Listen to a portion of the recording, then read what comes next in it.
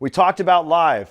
I talk about live, and this is why I don't like live. If it's so valuable, it needs to be on all your sales funnels, okay? Why would you not pre-record it, make yourself look super professional, have your branding, how they get a hold of you, contact information in the video. When you are live, it is not professional, okay? I had somebody ask me that. They're like, well, I'm kind of torn on that. It is not professional. I asked my video guys, I said, guys, if you were following someone or you were friends with them on Facebook and they constantly went live and talked about trying to sell you crap, would you pay attention? You know what they all said?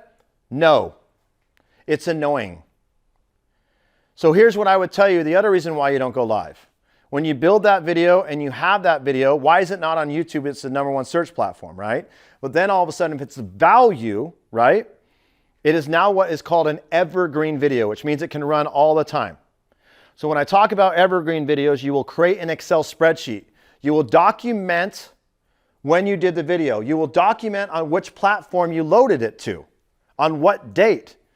What you guys forget is that as you build your network and as you are adding friends and as you may be adding followers or whatever it is, that video that got you deals, have you ever had a video sometimes, and you guys will do this, they'll get you leads, right? They'll get conversations going, like first-time home buyers, what the market is, how credit score works, you know, like how to stage your home. And you're like, and they're like, oh, this is great.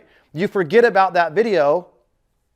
And instead what you need to do is you need to put it on your calendar to go back and resurface it. Do you guys know how to resurface a post? Okay, this is what's crazy with what you guys were taught. I learned this by watching the dudes that were creepy on the hot chicks photos that would go back 7 years and they go, great pic. And I'm like, bro, you just went back like 100 and something photos. That is creepy. But what I found is when they comment, it brings it back to life.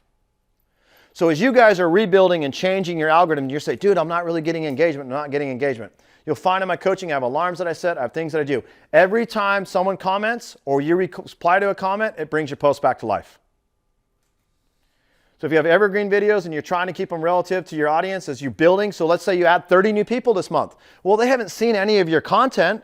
So realize that's why you track who has accepted and who has not on your friend request. I go over all this in my coaching, but now you're able to bring them value. Now, what if one of those 30, which typically there are, or they know someone, right? Because when you have 30, they know what? 5 people you don't know.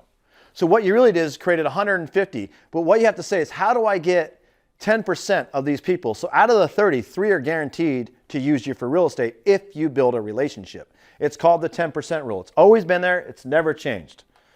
So now that we're doing goals, I'm not going to be so passionate. I'm going to be a little passionate. Still going to drop some bombs.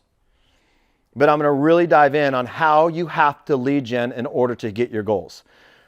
You guys keep doing all these activities all day long. And when I had these questions, which were all great, you don't track shit.